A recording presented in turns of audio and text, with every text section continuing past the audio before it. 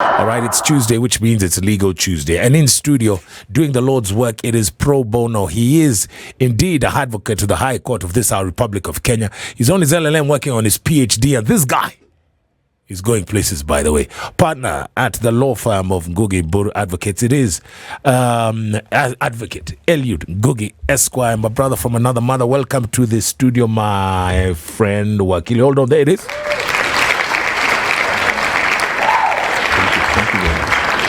Sorry, we're a bit hurried and harassed today, my brother. What are your handles there? Wakili Ngugi on X, Wakili Ngugi on TikTok, Eliud Ngugi on LinkedIn. You can also find me on Facebook. It's Eliud Ngugi. Indeed. Yes. You're a GQ dresser, but today you're looking rather fetching, brother. It's December. Oh, I see. Yeah. Speaking of December, there was a race on Sunday, and I thought of you. Did you take part in that one? I did take part in the AIDS run. Right. Yeah. I think that's what you're referring to. Yeah, yes, that one. Yes. Where they closed off the roads. All I know is that they're closed off roads. No, I didn't take part in that one. They closed up so early. Right. Now, obviously, what I need you to do is get on to Spice FM KE. It's obviously Spice Drive. Get on the Facebook there. Get onto the court, Kwachis Court, and then look at Legal Tuesday. That's Toro. Has it affected you, even you personally? Or do you know somebody who's been through that? I'll get your comments in the next hour. First of all, let's talk about very quickly a few legal matters that have matters of interest that have come up in the past 1 week since you were here last. Now, brother, this story, obviously there's a insurance angle to it, but I remember, obviously, for those of you who are hackers, which means you play golf, there's and if you're a member of a golf club, this is not something that is new to you. A golf ball can travel and may travel in the wrong direction. Not everyone is Tiger Woods. True. Okay? And I remember first happened at Nyanza Club. This guy, he was he was hacking, and then there was a petroleum tanker that was passing on the road. That thing went through the windscreen. But that dere nani kama ye aliingia kwa club. Sema huyu mimi natafuta the owner of this damn thing. Obviously everyone played the fifth. Now there's some insurances that the insurance company will not pay, some claims. For example, now let's be clear, I want very quickly, Baba. If there's a riot, will insurance pay? Just clarify very quickly. No, if you don't have a cover for riots, they will not pay. Bas, so you must get that specific cover. They are neat picks. Thank you. So they will look at each and every detail. And you need to have that keen eye before signing off on those covers. On those covers. So if I don't have that that particular cover, if I come to a sharp pencil like yourself, can you get me money? If you're in a riot, yes. When you're in a riot, you're hit by tear gas. Yeah, too, Campo, yeah. We could, because you should be protected against you should be protected by the police. Very good. By the government. Pass. And so you should be able, if you can identify the person, because the law is that he who alleges must prove. I like that. So if you can prove your allegation by stating the specific person who caused you that harm. Sharp. Then you can go for it. Whoa. How do I get the specific person in a riot, Baba? You'll be able to sort that out for me? Now, that's where you need to be keen and to get that person to book. Because if you go to the police and report the issue, they will tell you, okay, we are investigating. Because they cannot just easily come and say, the youth from the University of Nairobi or whichever place that was rioting are at fault. You need to be specific. So in because you're savvy, I'm assuming what you would do, you'd get a PI, you'd get CCTV cameras, and you'd look for that individual, right? Yes. Okay. Now, they say natural disasters. A tree fell on the car, like these floods that are happening. That one? Same. A tree falls on your car, and you are parking at a place. Ama unaona na imvua. Yes, yeah. And then I parked under a tree. Now, you need to be very careful, because there are some notices which are placed in certain parking areas that in case of any damages or breakage of your vehicle, we are not liable. Yes. And so they can refer to that and tell you, vehicles parked at owner's risk. Yes. So we cannot pay you. By the way. On the road, you're passing Brookside Avenue. You saw that last week, and then a tree falls. That one? Brookside Avenue. There's a senior counsel in this country who took Kenha to court because of a damage that was caused to the windscreen yes. of his very expensive car. Yes.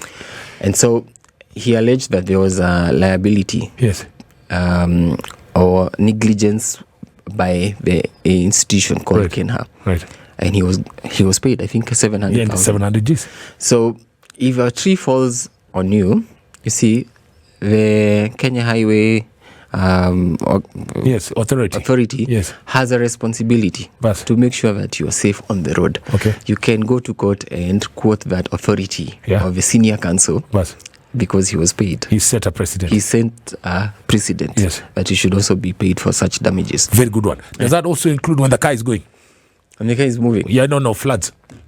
No, you can't. That's an act of God. But thank you. That's what I was looking for. Not natural disasters, act of God. It's an act of God. Now, those ones?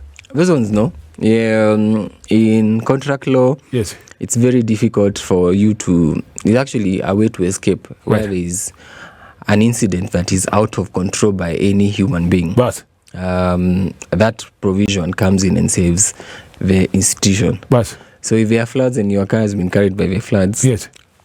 You're so good. Yeah. And the church. I just pray to God to give you another car. I like that. So now that comes full circle to the golf ball incident. In this one, you said... In this one? Yeah, so this guy is just on the road. Him is on Uhuru Highway. If you're on Uhuru Highway and your car is hit by the ball, you should be able to drive into the golf club. Okay, so golf club and raise the issue. But they'll be able to trace the person and bring the person to book because any golf player is expected to have an insurance cover. I like that. He's expected to have an insurance. But also, secondly, even the golf clubs have insurances to protect them from such. Indeed. So you should not just incur a cost when you are driving and your car is hit by a golf ball. Then you end up incurring your own personal costs to repair your windscreen. You should be able to bring people to book. Sharp. Yeah. Now, Esquire, advocate, on Sunday, we were somewhere, okay? And in comes in this lady. Actually, we found a lady, somebody. She had sat there, and let me put in time frame, it's 2:00. She sat there, and she was ordering food for her kids who were cleaning the car, pizzas, okay? Then we came and sat. So she started, the pizzas were delivered to the car. See, she was going. Then guys started ordering her 4 pints. She says, let me have one. Have one? Have one. The kids are where? In the car. The car is in the car park. Are we together? Yes. Suffice it to say, she left at 6:30. So we're having this discussion. We're like, that's cruel punishment to those children. I say this. And keep that top of mind, because I read a story that there's a 13-year-old boy who took this is in the UK, who took his parents to court after they sent him to school in Africa. Africa would be here. Now, this guy has taken, he says that he alleges that his parents had physically and emotionally abandoned him. Okay, his folks say they reportedly made this decision out of concern that he was becoming involved in gangs. And anyway, the terms, that doesn't matter. Yeah. But physical and emotionally abandoned him. And this is the story, the scenario I described to you of this mother who let her children sit in the car for 4.5 hours as she had beer. Okay? Can kids sue their parents, first of all, in this country? The law is... Yes. There's an officer, the children's officer. The one that you see the police station? No. The children's officer in different centers or county head offices. Yes. Or where you find a DC or a DO, you find there's also a children's officer's office. So the children's officer is supposed to report under the Children's Act to principal. And this person who they're supposed to refer to any dispute involving children is called a children's officer. And so they should be able to raise this issue So what you're saying? Protect the children. So they have been granted powers to ensure that children in this country are protected. Do you see how this father talks like a lawyer, by the way? So what you're telling me is that let's assume this woman's kids, they're like apana hiyo akukua poa. Now what they need to do, that pizza mazewe, by the way, it's cold. Now we couldn't even open the windows, we're inside that cafe. Now they need to go to the DO's office. So can they come to the DO's office? Can they come to Gugi Buru Advocate, sit there in reception, and then your receptionist says, yes, young lady, how may I help you? Want to see Wakili? I'm just mimicking the voice. Will you give them a hearing, my friend? I'll give them a hearing. But maybe that would be not... Well, if they have a case, then the law is that they need to look for a guardian. So who is not their parents? Who is not their parent. And this guardian can sue on behalf of these children, can sue the parents on their behalf. Because the legal age in Kenya for consent or for you to be able to sue is 18 years of age. But why? I think it has followed some research done on on a person who is above the age of 18 being able to make decisions and being culpable of anything they do. Okay, so white people, what Wakil is saying is that you guys are wrong. Okay, so let's focus. I like that. So listen. So if you're a child, I don't know why a child would be listening, but anyway, you're in the car and you're just there and you're wondering what's cooking. Go to the DO's office. It could be even a teenager who is 17 years of age. Me, I'm saying below 18. Yeah, below 18. It could be a teenager who is in high school and they probably have cleared and they wish to go to the university. So they could come to me and we'll be able to say, you know what, you are right under the Constitution of Kenya, under Article 53, guarantees you a right to education to be provided for by the parent. This thing called the best interest of a child requires that this child should be in an environment that allows them to get the best life. So they can go to court through a guardian like you. So we'll come and speak to you or one of the uncles or aunties and they will sue on behalf of this child. Sue that parent for not paying school fees. Or neglecting their child. So now does it matter what, when you say guardian, it's just a grown-up? It's just a grown-up. So I can pick up Jeff from the door and just say, come, there's a place here for you to make color. Let's go. You would establish the relationship there. No, you need to have a best interest of this child. Yeah, because that child is getting money. So that will be the child is not getting money. The child is getting education. And the courts will not grant you cost or money. Okay. Thanks for that clarification, by the way, Esquire. Now, this regime has come with, some say, a lot of punitive taxes. And first of all, the ones top of mind, there's inheritance tax, which I think has been the percentage has changed, and then now capital gains, my brother. And there's a very interesting. The Tax Appeals Tribunal made a very interesting finding. And this is critical, by the way. Can you please expound on it, my brother? So, pre-2023, last year, June 2023, there's something called capital gains tax that had been introduced in Kenya. And this basically means that for any profits that you make from any sale, be it your house, shares, you should be able to give 5% to the government or make a payment of 5%. So if the initial amount that you bought, let's say this piece of land, for purposes of this conversation, was 100,000 shillings, and after 5 years you sell this land for 1 million shillings, the government expects you to give them 5% of 900,000. And so that was up to 2023 June, before the introduction of the Finance Act 2023, which now increased that percentage to 15%. Wow.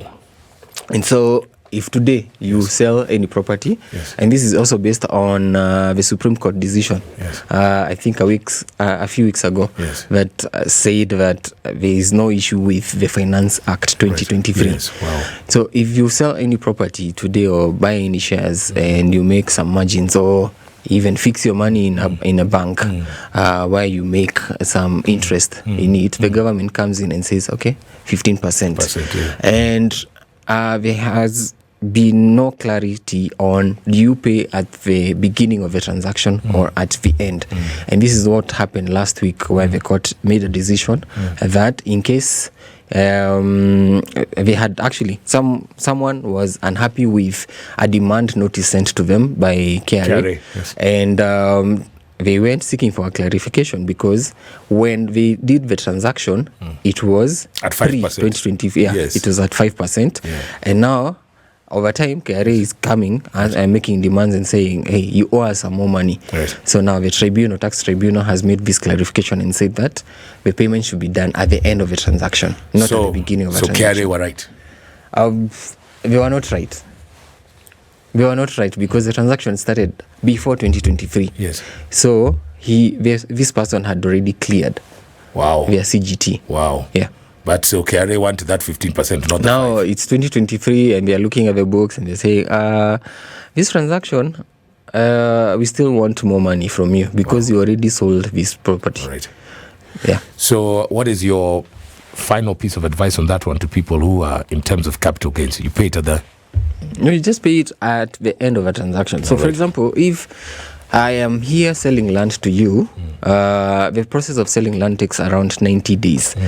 And as a seller, or you are selling even an apartment, as a seller, what you do is you prepare that sale agreement, you hand it over, then the purchaser will do their due diligence, prepare. If they are being financed, they will go to the bank will have to register a charge.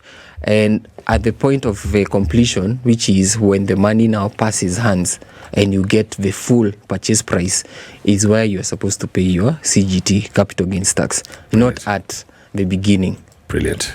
Brilliant. That is a segment. That's my favorite segment every Tuesday, by the way, when we talk of, two matters of interest that have been happening legally in this jurisdiction. That said, somebody's written in and says, hi, Wakili. I am part of a parents' WhatsApp group where the parents representative recently asked us to contribute 3,750 bob each. When I inquired about the purpose of this contribution, I was met with insults from both the parents' representative and a teacher. What concerns me most is that some of these remarks indirectly referred to my child, which makes me worry about my child's experience and safety at that school. Additionally, I am deeply, deeply upset by the personal insults, as I was simply fulfilling my parental responsibility by seeking clarification. Can I proceed with legal action against these two individuals for the insults and also seek measures to protect my child? Question. Now, we know about, or maybe we don't know. So Wakilu, tell us about, we know something about Matusis on other platforms. We're going to jump to it with Advocate Eliud Ngugi, Esquire, after the commercial break next. Now listen, yes, we've only get to have 9 more minutes with this particular distinguished gentleman. And I am talking about, he is a partner at Ngugi Mburu Advocates. He's a guy on his LLM, he's on his journey to his PhD, and he's going to be one of the Supremes. He comes in every Tuesday to break it down for you, and he's doing it pro bono. That's why, you know what, ile kitu na unafai ufanye, just you've got yourself a legal question, and before you walk into an advocate's chambers, please just pitch it here, and then Advocate Eliud Ngugi Esquire, we'll basically dissect it for you, and then you shall see what's what. Speaking of which, like I said, you've got 8 minutes left with him. Wakili, what are your handles there, brother? Wakili Ngugi on X, TikTok, and Eliud Ngugi on LinkedIn and Facebook. So why is Dr. Willie saying transfer your child from that school? It's that simple. Why is Truth Seeker saying, next month, during the opening of schools, ensure your child does not report back to that teaching facility. What are these people talking? Why are they using fighting words? Let's break it down. That's because somebody's written in and says, hi, Wakili. I'm part of a parents' WhatsApp group where the parents' representative recently asked us to contribute 3,750 shillings each. When I inquired about the purpose of this contribution, I was met with insults from both the parents' rep and the teacher. What concerns me most is that some of these remarks indirectly referred to my child, which makes me worry about my child's experience and safety at the school. Additionally, I am deeply upset by the personal insults, as I was simply fulfilling my parental responsibility by seeking clarification. Can I proceed with legal action against these two individuals for the insults and also seek measures to protect my child? Wakili, before you break down the law, WhatsApp groups, surely, if I say, angalia huyu, mijenga kama mtoto yake, what? Surely, if I call you a donkey and you're not a donkey, why would you take it as an insult? I'm not a donkey. Thank you. Yeah. Oh, indeed. Number two, you are probably questioning my position in the society. That you have lowered my image and compared me to a donkey. And there are things that are famous with a donkey. Okay. So I may infer certain things that are famous with a donkey, and that's what I would infer that you think of me. You think of me as a donkey. Okay. Mijenga kama mtoto yake. I'm the teacher. Huh? Well, those are threats. Insults. Yes. I think in the definition of what is an insult, it will be anything that is lowering your dignity, and lowering who you are. And so any person will be unhappy with that. You know, you could break this down for the next 36 days. But this here is now, there's a question. Can I proceed with the legal action against these two individuals for the insults and also seek measures to protect my child? Is this not, we have discussed it here, but obviously it's better for you guys because in terms of litigation, it's becoming too much.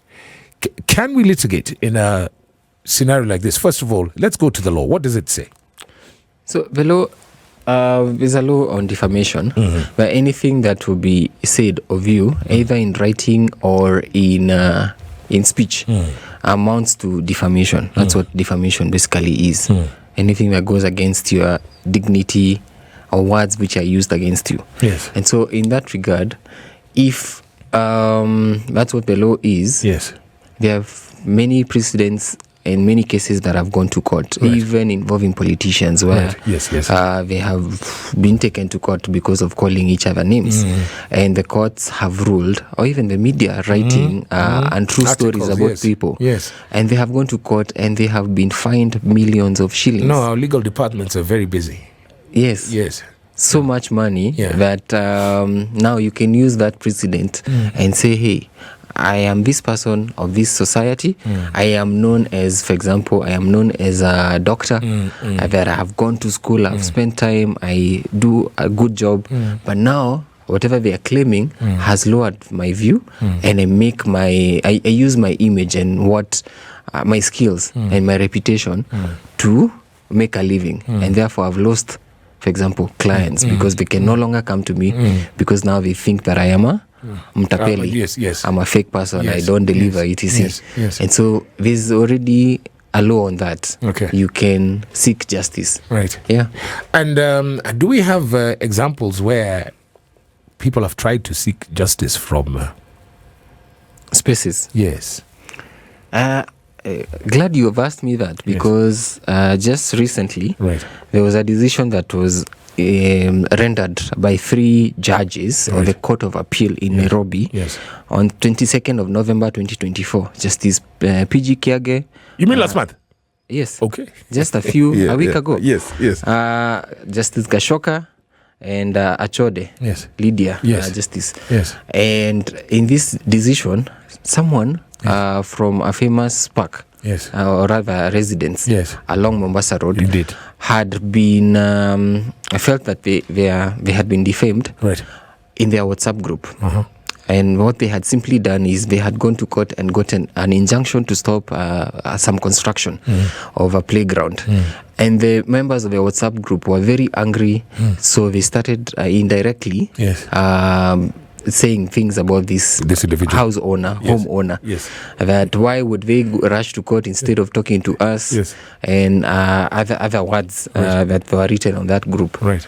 And the person went to court, right, to the High Court, right, sued for defamation, right, and a decision was rendered. The person was unhappy with that decision, and they appealed this decision and went to the Court of Appeal. Yes. And the Court of Appeal made an example about this WhatsApp group and said these insults that this person was making were indirect. Right. There's nowhere in these WhatsApp chats that they have attached in court that show that they were directly meant for them. For that individual. Number two, they had also not acquired a certificate of the evidence they had presented in court. Right. Because you're required, if you're going to take any evidence from maybe a mobile phone, a text message, you need to also present a certificate of the make of that evidence. Okay. Quoting the make of the phone, etc. Okay, because you have to dash. Mm-hmm. So in this particular, because now that case of that has set precedent. Last week the Court of Appeal. What does this person do? So one, I see them saying that the remarks indirectly referred to my child. It's not specific, and we have this authority, this recent authority that is telling them, you need to be very specific when you're specify which member of the WhatsApp group has made such insults to you. Number two, they also need to indicate and to show how that opinion has changed their reputation. Okay. So, for example, Jeff said Edward is a baboon. That's very direct. Yes, it is very direct. They have called you by name. Bas. Yes. Okay. So here is there a chance? You have 20 seconds. There is no chance because they are not able to show the indirect link. And so we will fail in court.